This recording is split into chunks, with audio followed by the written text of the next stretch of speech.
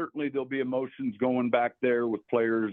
But I do think that comes up quite a bit, in our league with players. And in this case, certainly the amount of time that I was there, I understand it. I don't think there's going to be a lot of flowers and warm fuzzies for yours truly, and I get it. I do. Maybe he's not a flowers and warm fuzzies kind of guy, and that's okay. Let's go throw down Thursday. First topic, because there's another highly anticipated return happening in the NFL this weekend, and it's Saquon Barkley going back to MetLife to take on the Giants, wearing an Eagles uniform of all things. All right, more anticipated return. Is it Sean Payton to New Orleans or Saquon to MetLife? Akbar, you go first. Yeah, I'm going to have to go with Saquon to MetLife. I think Sean Payton coming back to New Orleans, I get it. He was there, won their first Super Bowl for them.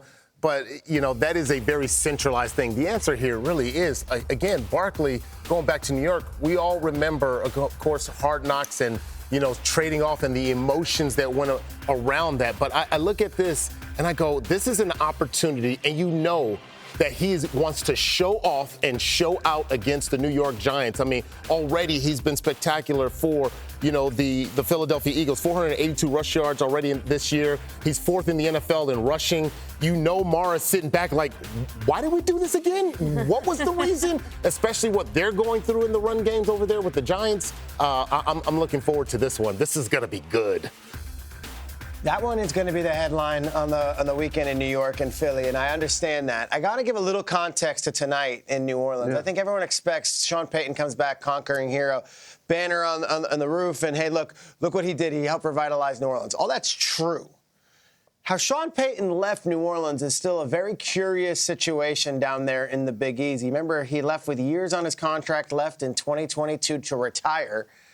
Goes away, goes to Fox, and less than 12 months later asks the Saints to let him out of his contract so that he can then go and pursue these $20 million jobs elsewhere. He interviewed with the Panthers. He interviewed with the Cardinals. He interviewed with, of course, the Broncos.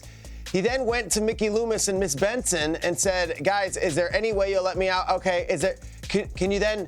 You might have to trade first-round picks and get things back in return to get me out of that contract. So he goes, he leaves. There are fans in New Orleans who thinks that once Drew Brees left and things got a little rough, Sean Payton left them high and dry and then took the money and ran somewhere else. He said there's not going to be warm and fuzzies there. I got a lot of insight from Jeff Duncan, who is the voice of New Orleans Saints media. And when I say I got a lot of insight, anything he writes, anything he tweets, I read, and I read with a close eye. This is Jeff Duncan yesterday. Some bitterness definitely still remains inside Saints headquarters over Sean Payton's abrupt departure in 2022. So much so that officials did not want Drew Brees' Hall of Fame induction ceremony to be held on the same night as Payton's return to New Orleans on Thursday. It will be an emotional night in the Superdome, but do not expect warm and fuzzies. And if he goes over there and hugs up Cam Jordan and Marshawn Lattimore and Kamara, great. Those are guys. I don't know if that thing ended as cleanly as everyone thinks. So just keep an eye on that tonight if you're expecting this to be a Jumbotron tribute to Sean Payton when he comes back as the Denver Broncos head coach. Called an onside kick in the Super Bowl, guys. You had bags on your heads. You brought a Super Bowl to New Orleans. Right. I understand the divorce was a little ugly, but imagine, let's compare it, Peter, to the Saquon one.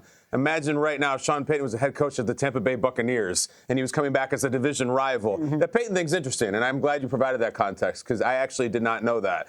But the Saquon thing is fantastic, and it even got more interesting yesterday, because earlier in the week we were saying, do you think that the Giants fans will boo Saquon? And I personally thought they did. Saquon comes out on record and says, I don't think the Giants fans will boo me. And I think if they weren't going to, they might now, because he said that. So Saquon kind of like called his shot like the Bambino and said, no, they won't boo me. And I think you might have almost dared them to do it, Saquon. My take is yes. I think that the fact that, look, I like Saquon. He's a great player. I think he did not live up to expectations as a Giant. Now, he's not coming in as, I don't know, a Seahawk or a Charger. He's coming in as an Eagle. The Giants fans are already so mad. They're so pissed off about how the season is going with their own team. Their home games are always terrible.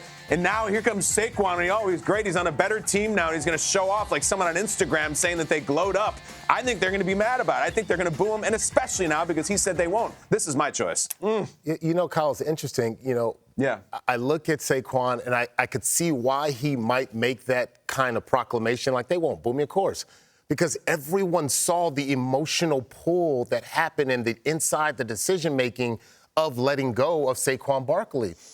Here's a running back that wanted his value. Like, you can't hate him for that, or you can't blame him for wanting his value. So it's not like he said, "Get me out of here," like maybe like a Devontae out of Las Vegas. He was just like, he wanted to be there, just like, pay me. So it will be. You're underestimating something, Akbar. Okay, what is that? You're underestimating the fact that he went to the hated Philadelphia Eagles, and no matter who's wearing that uniform, they're going to boo the hell out of him. And then it's Saquon, their guy, who goes to the Eagles.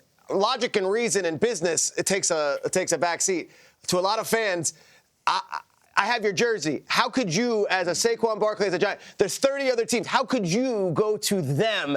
That is where the crux of it is. And I was already talking to some friends, and on the text chain, they're calling him Snakequan. So, yes, that does exist. Don't think everyone's looking at this logically. It's Giants and Eagles. For the Giants. He gave everything he had to the organization. I stand with Saquon in supporting. They better not boo him. I know I'm an L.A. guy, but, he gave you what he had. Like, they didn't keep him. Yeah. He didn't leave. But when Schrag says logic and reason and business aside, all hell is going to break loose. I mean, my goodness, that is emotion. So you're saying I'm being logical. Yeah, that's all right. You're being rational. That's not a Giants fan right now. That's true.